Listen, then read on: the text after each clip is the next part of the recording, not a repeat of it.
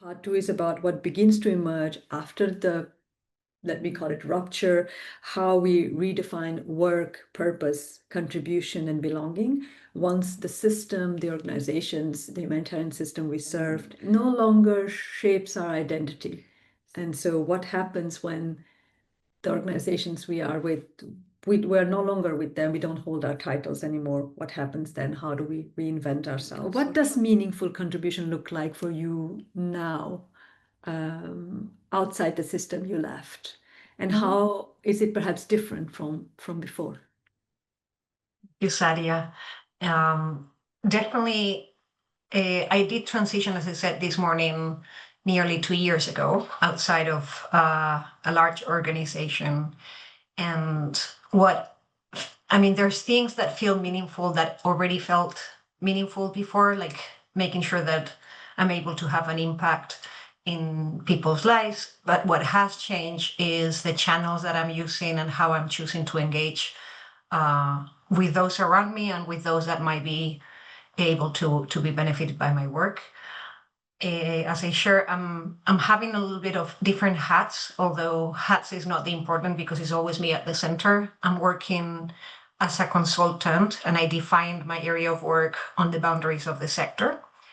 And also I'm teaching at university to architects, which is something that I was before my humanitarian career, and it's interesting to come into a full cycle.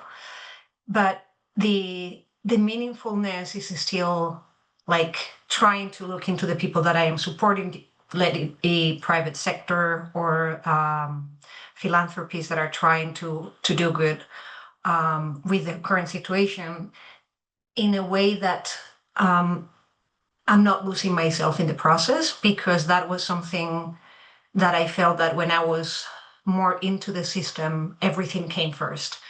So I am trying to, if not prioritize myself, at least prioritize the needs that I feel that need to be covered before trying to just run around everybody and try to do things because they are needed or there's an emergency.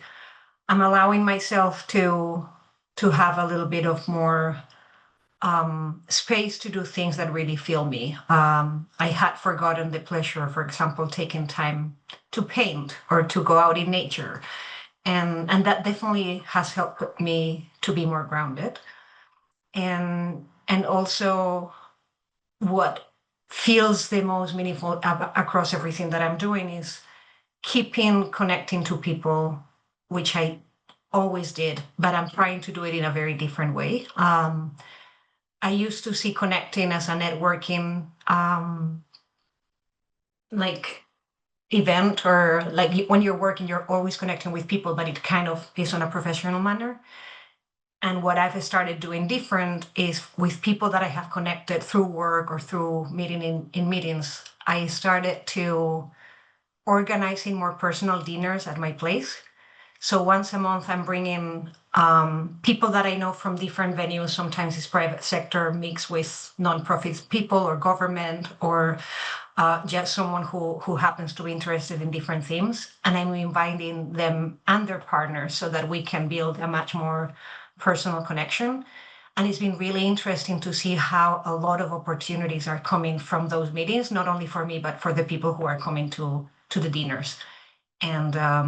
And that's something that I did not have the time to do. Definitely, it was not something that I thought as part of my impact. And now is one very core thing that even if it is on my personal time, it has repercussions on my professional time too.